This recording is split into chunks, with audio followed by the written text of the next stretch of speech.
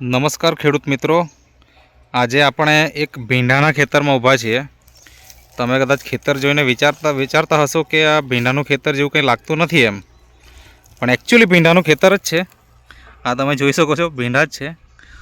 અહીંયાથી ભીંડાનો છોડ already cutting થઈ ગયેલો છે અને તમે આ જોઈ શકો છો કે કેટલું મોટું થડ થઈ ગયું છે। મતલબ ભીંડાનો છોડ નહીં કહી શકાય, ભીંડાનું ઝાડ થઈ ગયેલું એવું કહી શકાય, બરાબર। આ તમે જોઈ શકો છો, આ નીચેથી અને અહીંયાથી કટ થયેલા છે, બરાબર। એવી રીતના અહીંયા દરેક જગ્યાએ તમને આ ટાઈપના જ છોડ જોવાના મળશે। તો આપણે આ ખેડૂત મિત્રનો પરિચય લઈએ। સૌથી પહેલાં તો શું નામ છે તમારું? મારું નામ પ્રશાંત પટેલ અને ગામ? ગામ ઉનાઈ ચરવી પટેલ ફળિયું। હા, અને આ જે ભીંડાની ખેતી છે એ કેટલા સમયથી તમે કરો છો? તો કેવું છે તો કે આ પ્રોડક્ટ પોતે કેવું તો કે લોકોને સજેસ્ટ કરું છું, એના આધારે ખેતીમાં કેવું તો કે પોતે ટ્રાયલ લઉં છું એમ। અચ્છા, મતલબ તમે ભીંડાની એકચ્યુઅલી ખેતી કરતા પહેલાં કે નહીં કરતા? હા, મેં કરતો હતો। એ કેટલા સમયથી કરો? છેલ્લા 5 વર્ષથી કરું છું। 5 વર્ષથી? ઓકે। અને તમે મતલબ આપણે જે આ ખેતરમાં ઊભા છીએ, આ ખેતર તમારું છે, બરાબર? અને તમે હાલમાં નેટસપમાં પણ કામ કરો છો, બરાબર? તમારા શર્ટ ઉપર આ સિમ્બોલ નેટસપનું છે જ, એટલે ઘણા બધા ખેડૂત મિત્રોને થશે કે ભાઈ આવો ખેડૂત થોડો હોય એમ, પણ એકચ્યુઅલી નેટસપમાં કામ કરે છે।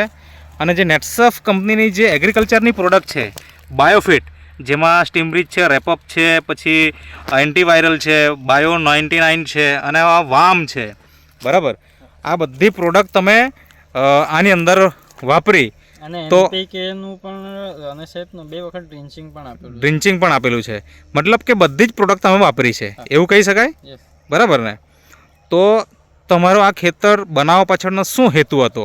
મારો તો બનાવવા પાછળ નહીં જ હેતુ કે દર વર્ષે મેં ભીંડા બનાવું છું, અલગ અલગ પાક। મતલબ મેં શાના માટે તો કે હું પોતે કરું તો લોકોને સજેસ્ટ કરું છું કે સમસ્યા એકચ્યુઅલમાં શું આવે છે ભીંડાની અંદર, મરચાંની અંદર, તો એના માટે જ મેં પાક બનાવું છું કે એના આધારે મેં લોકોને સજેસ્ટ કરી શકું કે તમે પણ આ રીતે ખેતી કરો એમ। બરાબર છે। આજે પણ માનો કે કોઈ ખેડૂતો જોવા હોય તો આજે પણ આવી શકે, બરાબર છે। ખેતરની વાત કરું તો કે રોપાણનો ટાઈમ ચાલુ વર્ષે ઓગસ્ટમાં નું રોપાણ થયેલું। ઓગસ્ટમાં? ઓકે। અત્યારે ચાલે ફેબ્રુઆરી, એટલે August, September, October, November, December, January, February, 6 મહિના થઈ ગયા અને આ 7મો મહિનો ચાલે, બરાબર ને? તો 7 મહિના જૂનું ખેતર છે। તો એકચ્યુઅલી આજે આપણે બધા છોડ જોયા અને એમાં જે થડ છે એટલા મોટા મોટા, બરાબર? આમાં પણ પહેલાથી જ ફૂટ હતી, આ બધી ફૂટ છે, બરાબર છે। આ તમે ફરતેથી ફૂટ જોઈ શકો છો। એકચ્યુઅલી છોડ એક જ છે, એવું નથી કે 2-3 છોડ છે। આ તમે જુઓ, છોડ એક જ છે, પણ એની ફૂટ તમે જુઓ, બરાબર? તો પ્રસન્નભાઈ, તમે મને પહેલાં તો એ જણાવો કે આમાંથી અત્યાર સુધીમાં કેટલી તોડ થઈ હશે? આમાં 70+ આસપાસ થઈ હશે। 70 થી વધારે? અને છોડની હાઈટ શું હતી? કારણ કે અત્યારે તો આપણે હાઈટ નથી જોઈ શકતા, તો આને છોડને વાળીને ભીંડા તોડવા પડે, એ એની કન્ડિશન। મતલબ તમારી હાઈટ માનો કે 5 ફૂટ હોય, બરાબર? આના કરતા હાઈટ વધારે હતી। અચ્છા, મતલબ મારા હાથ કરતા હાઈટ વધારે હતી। 6 થી 7 ફૂટ ખરા છોડ થઈ ગયેલા, અને પછી તમે એને કટ કર્યા। ક્યારે કટ કર્યા? કટ કર્યા મેં જાન્યુઆરીની 8 થી 16 ની વચ્ચે મેં કટ કરેલા, એટલે કે 1 મહિનો થયો, બરાબર ને? 1 મહિના પહેલાં જ કટિંગ થયું। અચ્છા, હજુ હવે આને જ આપણે આ સાઈડમાં પણ તમે જોઈ શકો છો, એવું નથી કે આપણે એક જ જગ્યાએ બતાવીએ છીએ। અને આ તમે જોઈ શકો છો, ફૂલ ઓલરેડી ચાલુ છે અને ફૂટ પણ ચાલુ જ છે। હવે તમે આની અંદર શરૂઆતમાંથી ટ્રીટમેન્ટ કેવી રીતના કરી એ થોડીક વાત કરો। શરૂઆતની વાત કરું કે શરૂઆતના બેઝમાં પાયામાં તો કે પટ આપીને જર્મિનેશન કરેલું।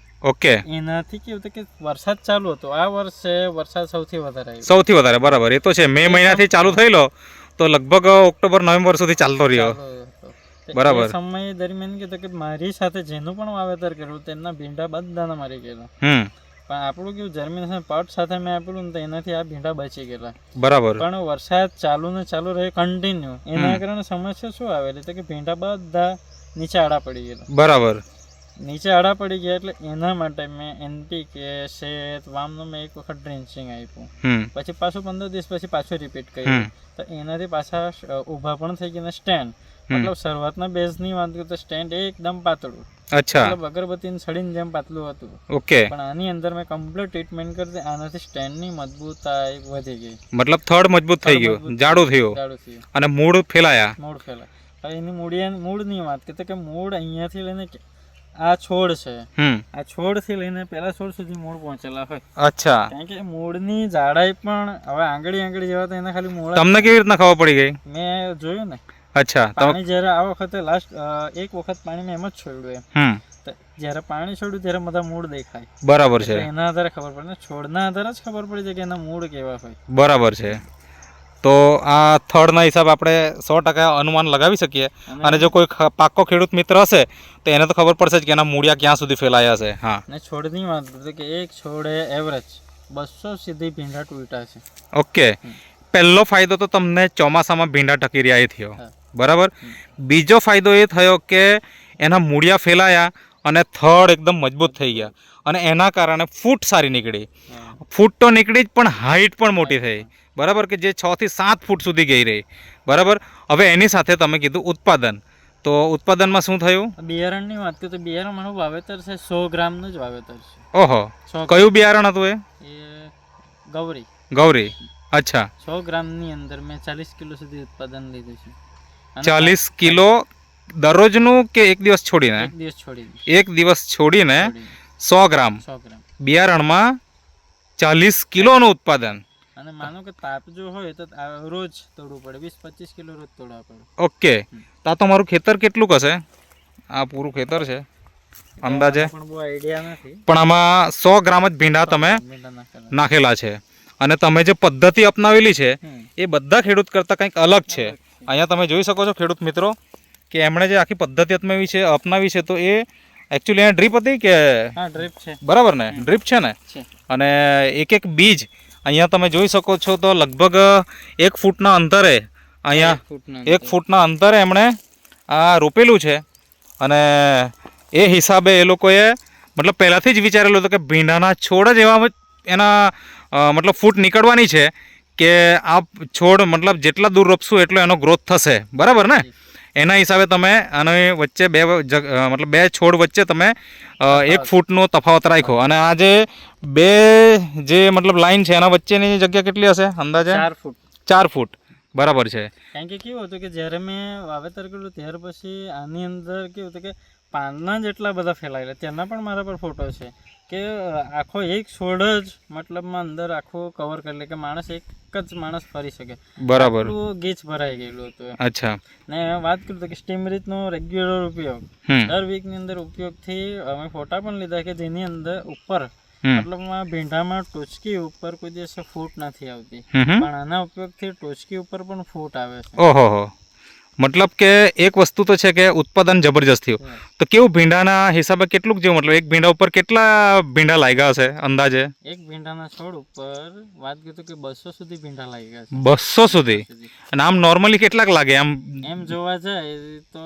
એવરેજ ખેડૂતોની વાત કરીએ તો એવરેજ ખેડૂતને 15 ભીંડા કે 20 ભીંડા, બરાબર, એનું ચેપ્ટર ક્લોઝ જ થઈ જાય. બરાબર છે. આમાં કેવું છે તો પહેલેથી ફૂટ પણ હતી જ ને તેમાં પાછી અત્યારે નવી ફૂટ નીકળવાની ચાલુ છે, બરાબર છે. એના કારણથી ખેતર લોંગ ટાઈમ સુધી ચાલે. હવે અત્યાર સુધી તમે કીધું કેટલી તોડ તોડી? 70. અને આ જ્યારે હજી ભીંડા પાછા હવે સ્ટાર્ટ થશે, હજી કેટલી તોડ તૂટશે એવું લાગે તમને? અને ક્યાં સુધી ચાલશે? જો ટ્રીટમેન્ટ રહેશે આની અંદર આ બાયોફિટની, સમય પર ટ્રીટમેન્ટ કરે ને તો કદાચ ચોમાસું પણ આવી જાય. ઓકે. એટલે કે ઓલરેડી 6 મહિના તો ચાલ્યા જ છે, પણ બીજા હજી 3-4 મહિના ચાલશે, બરાબર છે. તો આ જીવતું ને જાગતું ઉદાહરણ છે. કોઈને પણ મનમાં પ્રશ્ન જાગે તો એમનો તમે સંપર્ક કરો અને એમના ખેતરના વિઝિટ માટે પણ આવી શકો છો.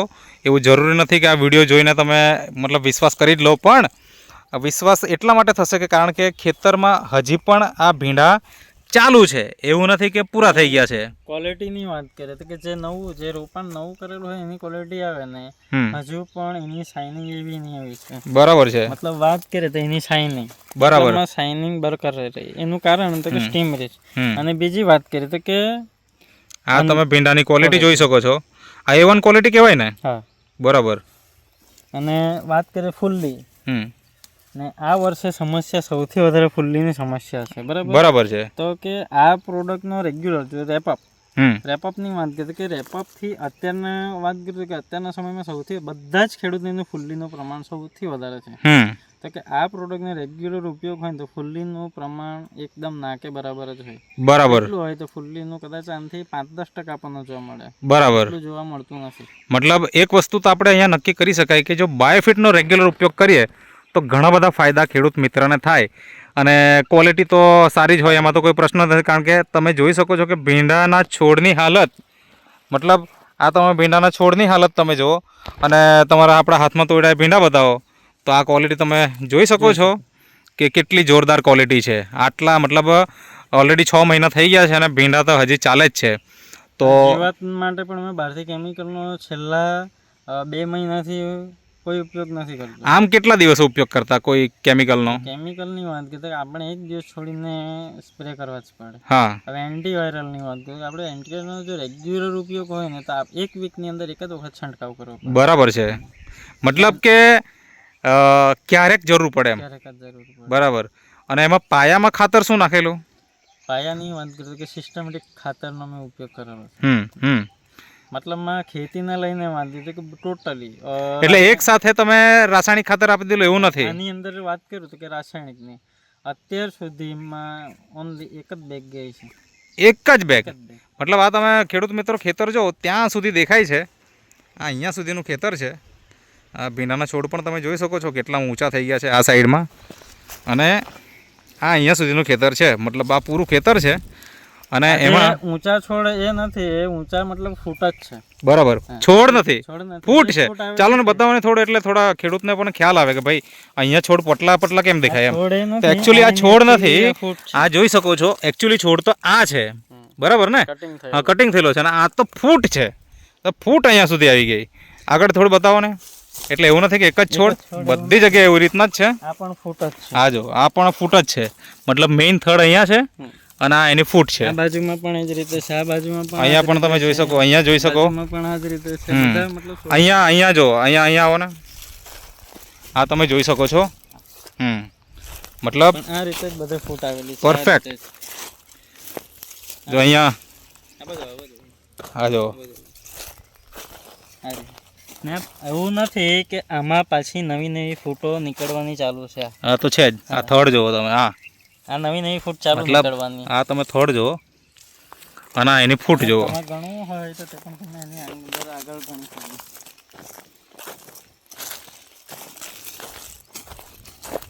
આ એક છોડ છે.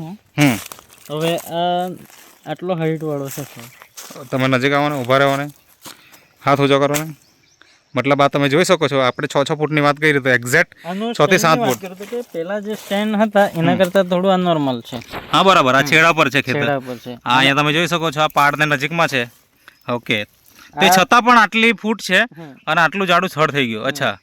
આની અંદર ગણતરી કરવા છે ને તો મેં 120 સુધી મેં ગણ્યા છે ભીંડા. અચ્છા. આની અંદર 120 સુધી ભીંડા તૂટી ગયા છે. 120 સુધી ભીંડા તૂટી ગયા. એવું પણ નથી કે પેર. હવે બધાની વાત કરીએ કે બધામાં પેર કેવી આવે તો કેક વેત ઉપર આવે. બરાબર. એવું નથી, પેર પણ ટૂંકી પેરો આવે. તો આ પણ એક ફાયદો થઈ ગયો ને કે સીધા ભીંડા વધી ગયા એવું બી નથી. એમ લાગ આવતો ગયો અને પેર પણ સાઈઝ નાની છે, નજીક છે, જેથી ખેડૂતોને ફાયદો થાય.